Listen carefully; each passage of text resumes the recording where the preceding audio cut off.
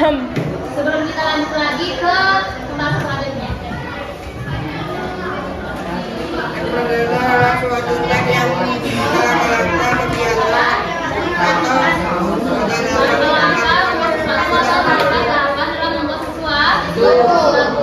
Nah, kemarin juga sudah disebutkan, kalau dalam teks eksposisi itu ada yang namanya kata donasi. Nah, pertama ada apa aja? Yang udah kita pelajari pertama ada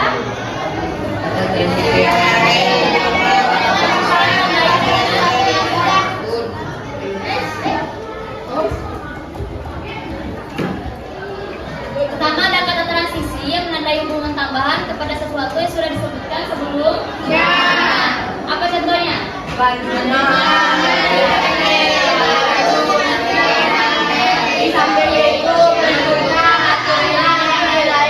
Nah, kalau dibikin kalimat bagaimana contohnya? Ada yang bisa tahu?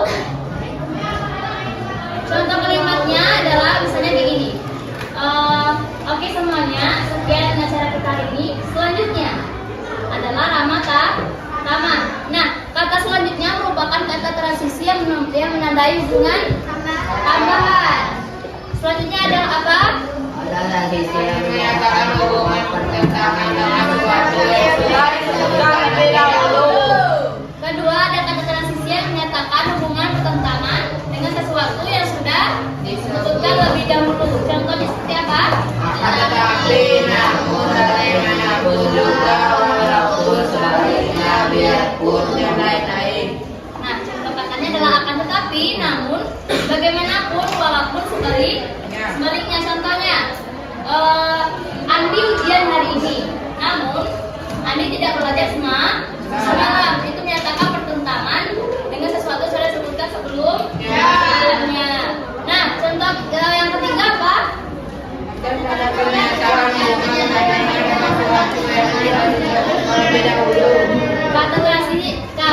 sisi yang menyatakan hubungan perbandingan. Contohnya sama halnya dengan itu. Terus apa lagi? Contoh yang demikian. Nah, selanjutnya ada apa?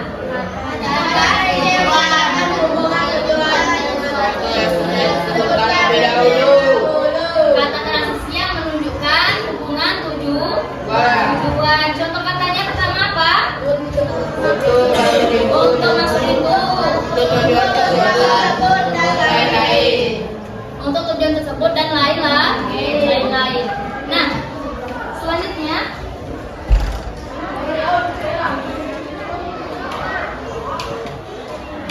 ada kata transisi yang menyatakan akibat atau hasil. Contoh oleh sebab itu, oleh karena itu, akhirnya, akibat. Kalau dibikin kalimat contohnya seperti apa? Rakan pulang sekolah hujanan, akibatnya esok harinya Rakan hujanan. Nah, itu menunjukkan akibat dari apa yang dilakukan oleh Rakan.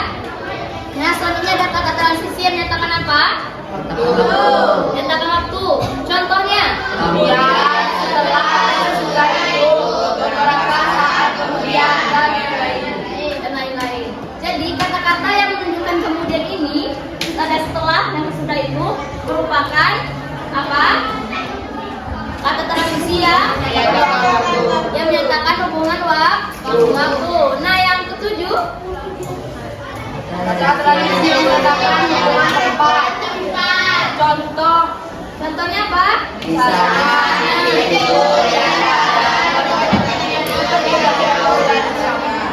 Contoh kalimatnya seperti apa? Ayo, ada yang tahu nggak? Rumah saya tidak jauh dari sana. Rumah saya tidak jauh dari sana. Kata transisinya apa?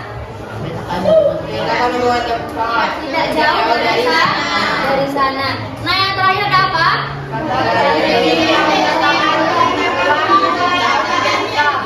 Kata transisi yang menyatakan penyimpulan atau intensitas. Contohnya,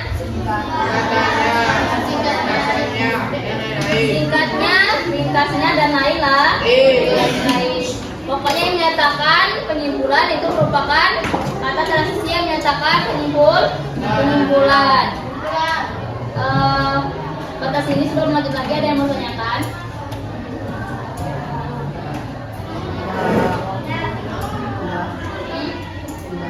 Jadi ada berapa kata transisi? 8. Pertama, kata transisi yang menunjukkan hubungan tambahan. Kedua, kata transisi menyatakan hubungan pertentang. Yang ketiga,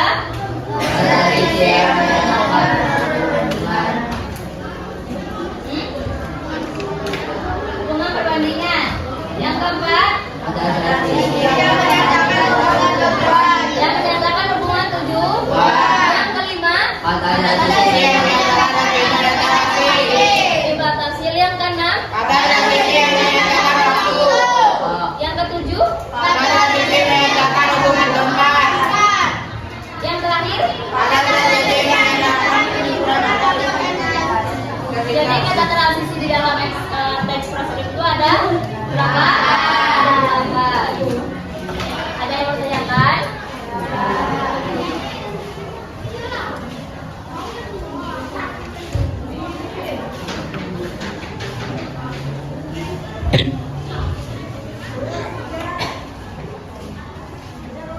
Nah, ada berapa orang jenis teks prosedur?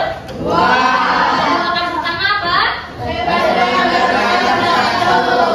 Teks prosedur melakukan sesuatu, yaitu teks prosedur yang memfokuskan pada proses atau langkah-langkah. Nah, sedangkan yang kedua apa? Teks prosedur membuat sesuatu, yaitu teks prosedur yang fokus pada tahapan proses, juga ditekankan pada bahan atau material alat yang lain untuk membuat sesuatu. Jadi ada dua ya. Dan itu berbeda. Pertama melakukan sesuatu, yang kedua membuat sesuatu. Melakukan sesuatu fokus pada langkah. Sedangkan kalau membuat sesuatu itu juga ditekankan pada material alat atau bahan. Ada yang bisa menyimpulkan ini tadi? Ada?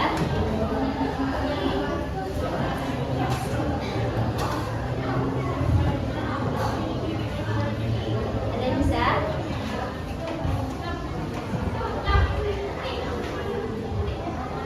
Oke. Berarti ada berapa jenis teks prosedur? 2. Ada pertama melakukan sesuatu, kedua membuat sesuatu. Nah, unsur-unsur teks prosedur ada berapa? 5. Pertama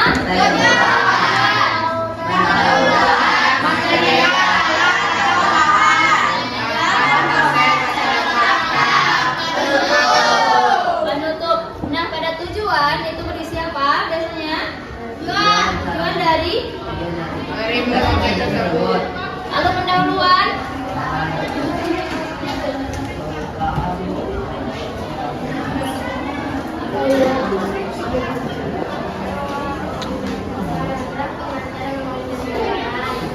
Apa?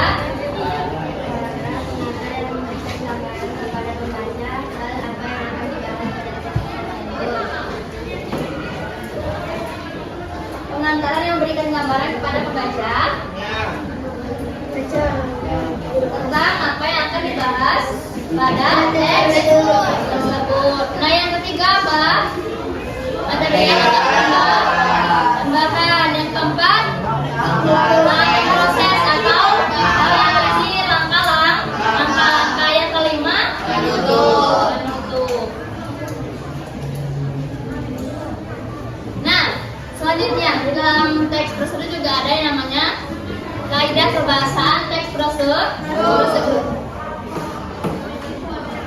Pertama apa? Pertama adalah pelesapan kalimat, yang mana merupakan penghilangan bagian unsur kalimat akibat proses penggabungan kalimat.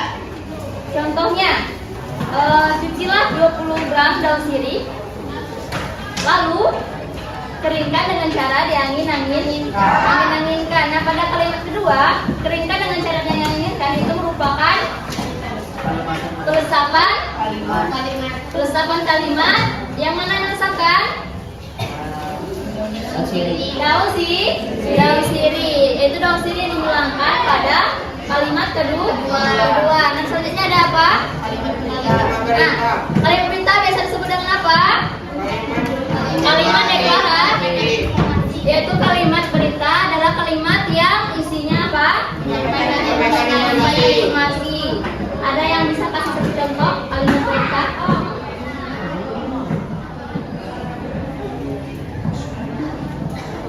Kalimat berita. Boleh, Roy?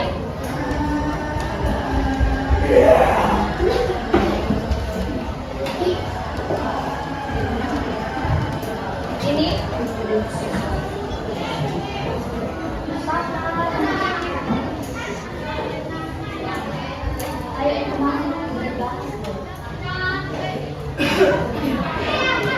Di simpang tubuh tadi ada razia. apa? Di simpang tubuh tadi ada razia. Di simpang tubuh tadi ada razia. Ya. Nah, kalimat itu merupakan apa?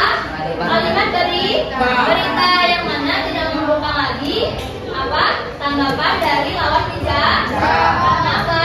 Karena itu merupakan kalimat berita atau kalimat yang berisi informasi. Nah, selanjutnya ada apa?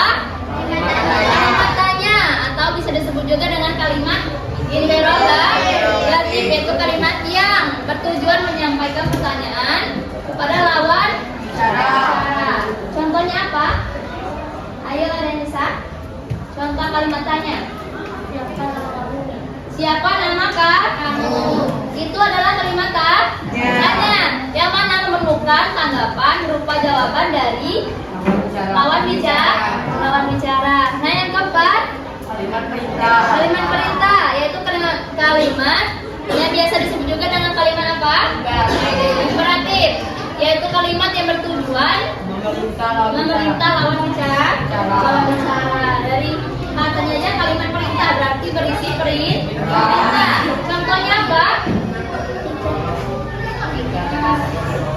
Ambilkan pena saya di bawah itu. Ambilkan itu perintah. Yang mana memerlukan tanggapan dari lawan bicara berupa tanggapan gerakan. Nah yang kelima ada kelima inversi dan penggunaan adverbia. Nah dari sini ada yang ditanyakan tidak? Setelah ini kita akan adakan kuis. Ada yang menanyakan? Tidak? Kalau gitu kita mulai kuisnya ya.